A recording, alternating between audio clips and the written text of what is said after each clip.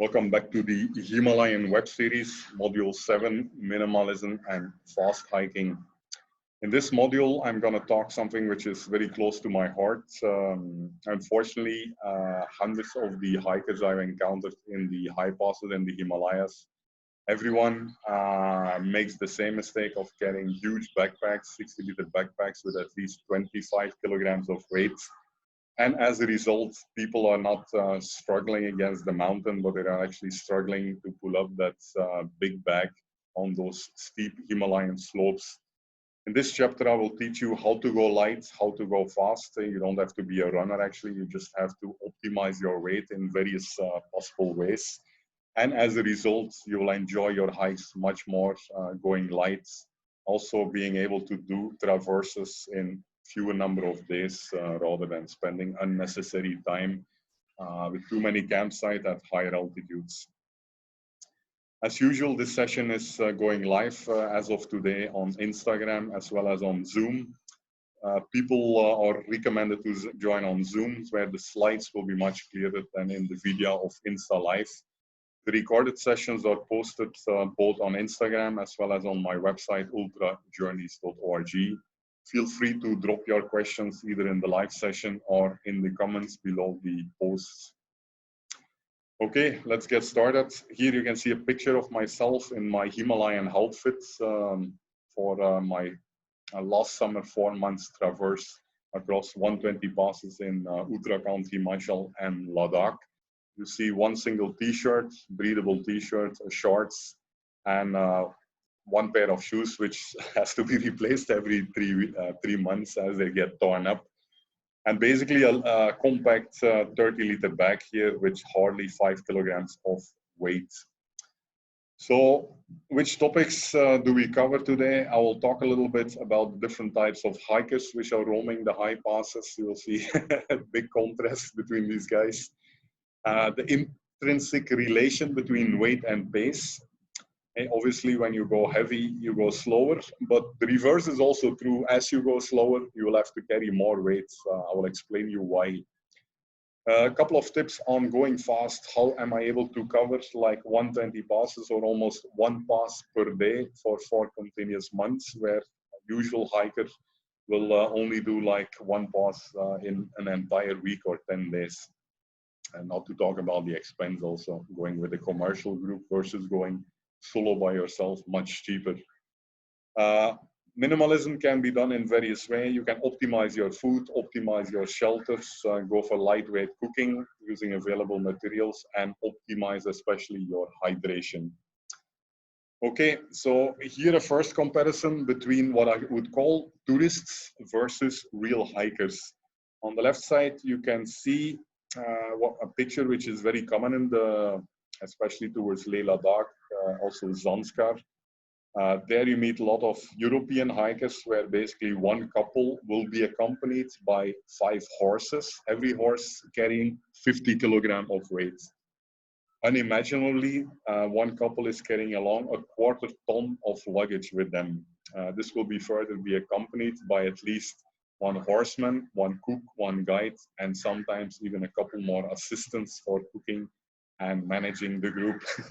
So it's basically a huge, what we call an expedition hiking versus like the same traverse, the same trek on the right side, an alpine style hiker finding his own way, cooking his own food and carrying his own luggage, but only carrying 5 kilograms of weight for exactly the same experience.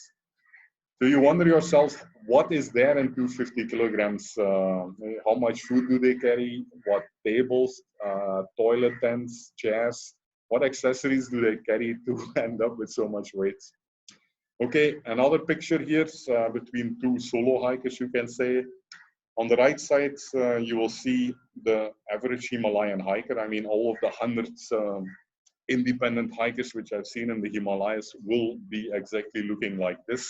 60 liters backpack with minimum 25 kilograms of weight. I see those big bags from far away ahead of me. It takes me 30 minutes to catch up with these guys, and it takes me another 30 minutes for them to disappear behind me at the horizon. So the difference here is simple. The difference is between carrying what you want versus carrying what you need on the left side. Many people carry too much of comfort with them from the city's unnecessary things and end up being extremely slow, which will again means that they will have to carry more clothing, more food, more shelter as they take more days to cover the same traverse as the guy on the left side carrying just 4 or 5 kilograms of him is flying up the hill, going very fast and very enjoyable with less weight. Let me explain the relation between slow and heavy. I'm not saying heavy is slow, but I'm saying slow also means you're going to get heavy. Usually Himalayan traverse, any high pass takes around, say, 7 to 9 days. And you have 9 campsites along the ways. Most of this, I admit, is also related to the fact that people have to go up slowly, acclimatize. But if you eliminate that aspect, say if you do multiple passes, if from the second pass onwards, acclimatization is complete. But still people will, with this 60-liter backpack, will go slowly, carrying a lot of weight. As they take, say, 9 days for a certain traverse, obviously they'll have to carry more food, 9 days of food, 3 times food per day. That's 27 meals. Just imagine the weight of that. Have to carry more water as it's going to take longer to in between water sources and streams. And they will be more exposed at higher altitudes. Camping and hiking at higher altitudes means more shelter, more clothing will have to be taken along, making the person again slower, making him again needing more time for a certain traverse. So we have these intrinsic relation, this vicious circle between pace and weight. As you go slower, you'll need more days. As you need more days, you'll have to carry more food, more shelter, more clothing, more water, which again makes you slower, which again makes you heavier, etc. And it never ends. That's why basically people end up with these 5 horses or these 25-kilogram backpacks.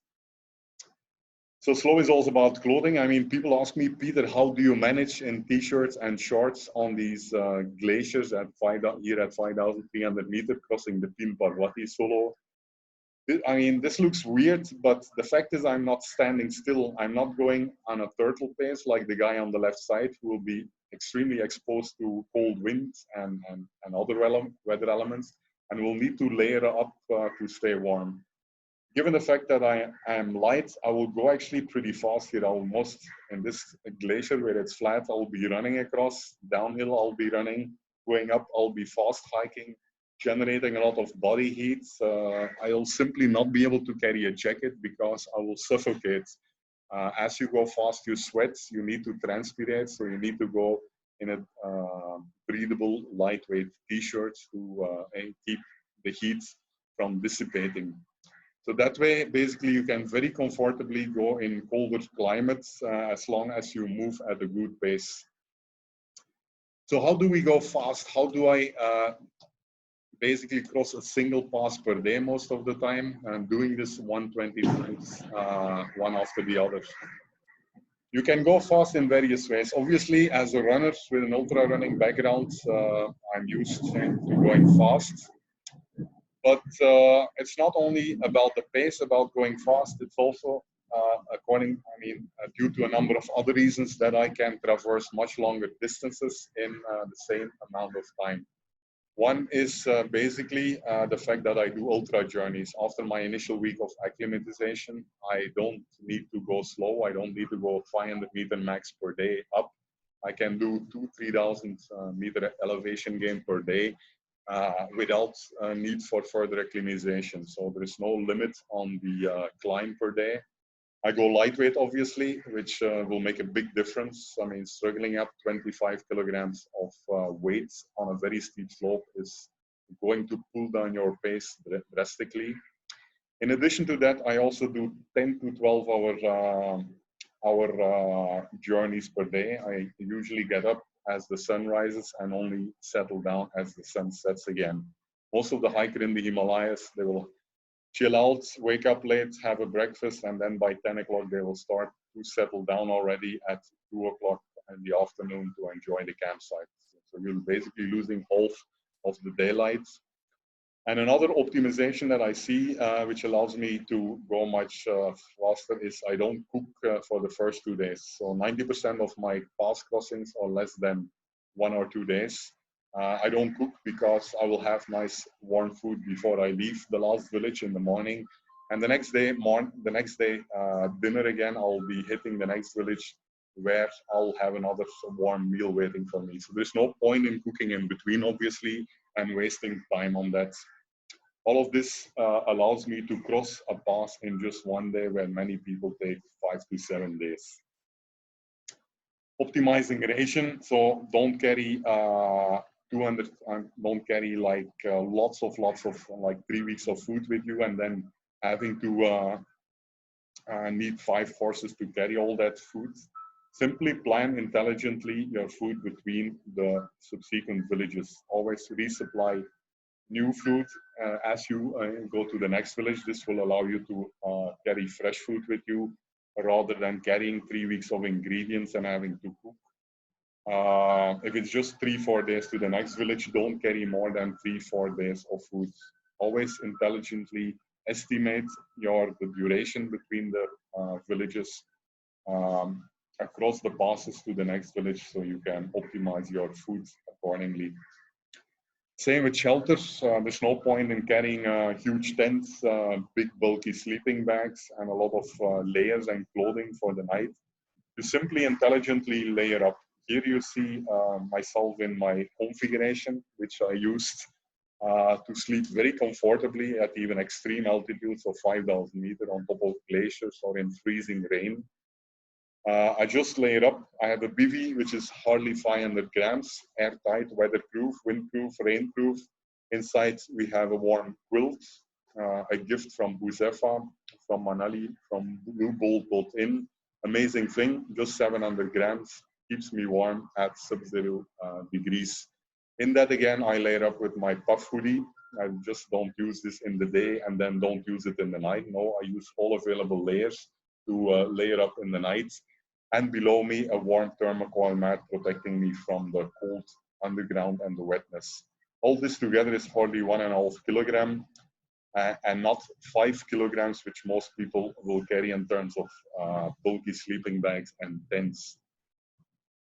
Same with cooking. There's no point in carrying gas cylinders for the expedition style hikers you saw on the first slide with the horses. There's no need to carry gas or petrol with you, which it will again be 1 kilogram cooking stuff. You simply use, at least as a solo hiker, I would say, not as a group of 50 people. That's going to put too much of environmental damage. But as a solo hiker, I think there's not a problem to make a cooking fire by burning firewood when you stay camp at the lower altitudes in the forest of Uttarakhand, Himachal. A little more challenging is the high altitudes of deserts of Ladakh, Zanskar, and Lahore, where obviously you will not find firewood. But still there, you'll find bushes and especially some dry wood along the streams. And then 2 kilometers before I settle down in the campsite, I start collecting dry yak and horse poop, which sprinkled with 100 ml of kerosene, which I carry along with me, not 500 ml for cooking, just a little bit to sprinkle every night, gives me like a sustainable fire for cooking. Again, cooking I only do if my traverse is 3 days or longer. By the way, you also carry like a lightweight aluminium vessel, which will hardly be 100 grams, not any heavy cooking pots, obviously. Same for food, holds true for hydration. There's no point in carrying, again, heavy water, 2-3 liters of water with you, which will make you slow, which will make you take much longer to reach the next water source or stream. Instead of that, simply optimize water use, optimize hydration. As you are near a water source, near a stream, you drink from the stream. Drink at least 1 liter of water to fill up your stomach, and then I can guarantee you can go for 2-3 hours without water, without having to carry that extra weight. Going light will allow you to reach easily within 2-3 hours to the next stream, where again you can drink up, fill up your stomach. So optimize water instead of, again, adding another 3 kilograms to your already overloaded backpack. Lightweight gears is the key. So go wherever possible for lightweight materials. This, of course, means you'll have to invest a little bit more money than the cheap heavy equipment. But for somebody who goes every day to the high passes, sorry, not everything, okay, in my case, it's every day. But in case of a regular hiker who goes at least once or twice to the mountains every year, it makes sense to invest in lightweight gears. So here you can see my gear list. I'll not go through it individually, but I already told you my camping gears is just 1.5 kilograms, not several kilograms. Lightweight clothing, puff jackets, don't carry extra clothes with you. I carry a set of carbon poles, which is much lighter than aluminium or a heavy hiking poles. Lightweight alloy metal aluminium ice axe, much lighter than the usual ice axes. Power bank, just 10,000 mAh, more than enough to cover 5-6 days if you intelligently use your phone in flight mode and battery savings mode. So this all makes it much lighter than anyone going with heavy materials like this poor shepherd here climbing up the Kuchti Pass with heavy blankets, heavy clothing, getting a lot of food again with him. Of course, I should not compare myself with the shepherds who stay independent there for months altogether, but at least we have the advantage that we can go for lightweight modern hiking gears. How do I see the future?